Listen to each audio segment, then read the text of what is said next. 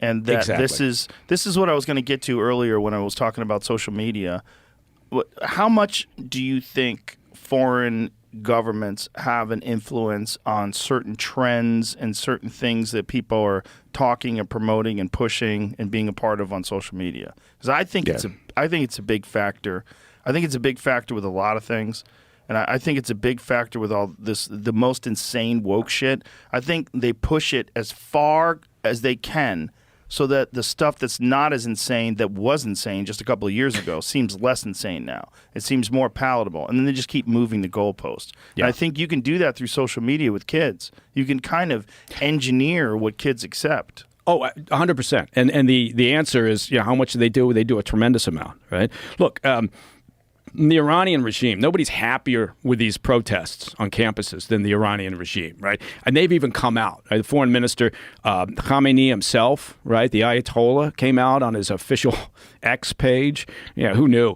And praises the protesters. And they talk about the oppression that and the violent tactics of the police, right? And suppressing protests, which is crazy when you think about what the Iranian regime has done to anybody who dares protest inside Iran. Yeah, they executed a world champion wrestler over there. Yeah, they constantly, right? And they're trampling of all rights, not just women's rights, everybody's rights, right? So it's bullshit, but people,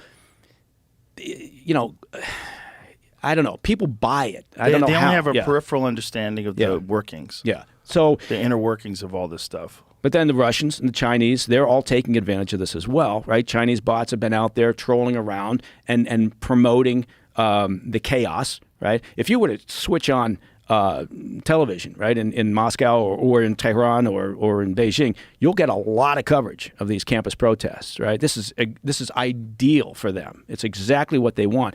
And it feeds into their larger narrative of trying to discredit democracy and say what a losing system it is, right? Capitalism. And so, but again, people are incurious. They're busy. They're trying to just do their lives, whatever. They're not taking the time to sit and think, where am I getting my information from? What's the validity of this information?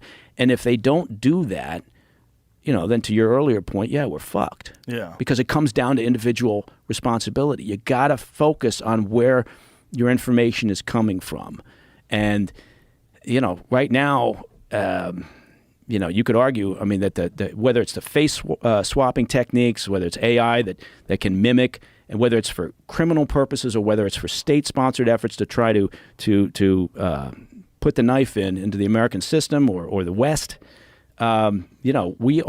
it's democratized misinformation, right? It's made it so that everybody can engage in it, not just state sponsors, but everybody, because all those apps are out there, all the abilities out there, and you've got an incurious public for the most part that doesn't take the time. And an uninformed public.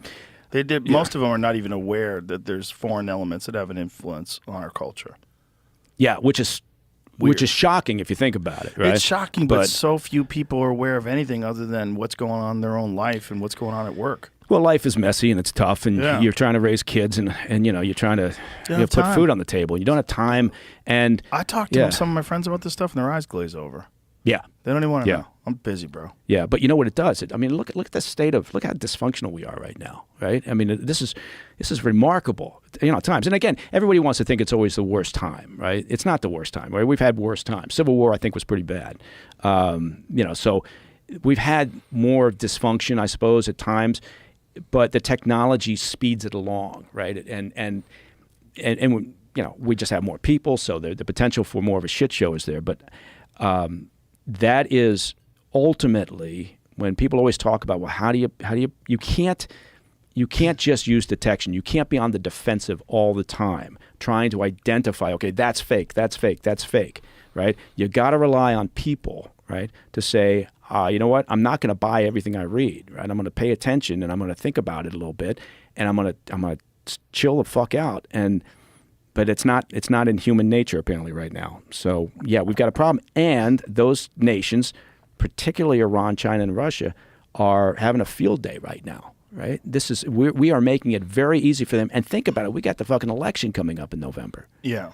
So think about what that means in terms of disinformation, and it's Yeah, it's remarkable. We live in a very interesting time. I think we're going to be fine. It's a very resilient environment, I suppose. But so I try to be positive, but it's fraught with peril. Yeah. Well, let me ask you this from a perspective of someone kind of understands all these different influences and all the things that are happening in these universities.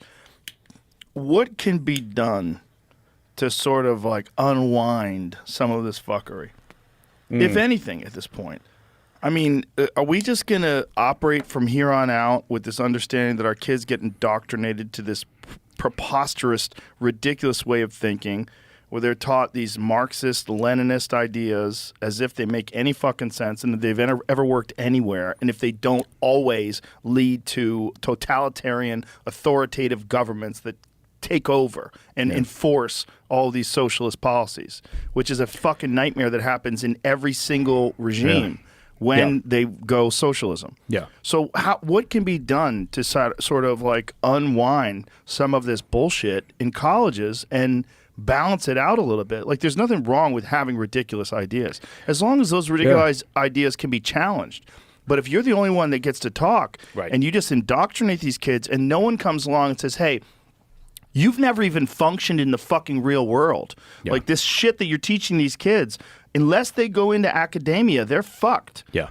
Or you're going to ruin corporations with this ideology because it doesn't jive with capitalism. It doesn't jive with, and oh yeah, we got to tear capitalism down. Okay, well then what, you fucking idiots? Then no one has any incentive to get anything done? Yeah. Well, that's great for you because you've never done anything. Yeah. So you think all these people that did things, even if you don't agree with them, even if it's Bill Gates, he still built that fucking company. Right. That's his. Right. He did it. Do you want to be that guy? Then go do what he did. If you don't like what he did, then you can talk about it, you can protest it, but the idea that everyone should have to give all their money away, and there should be no billionaires, and there should be no capitalism, and all the money goes into, and then who's in charge, and who gets to tell you what you can do and not do? Yeah. Who gets to tell you can't have your money anymore? Who gets to take your house away because it's too big? Shut the fuck up. Right. This is like so short-sighted and so stupid that it's so hard for me to believe that it's being taught in universities. Right.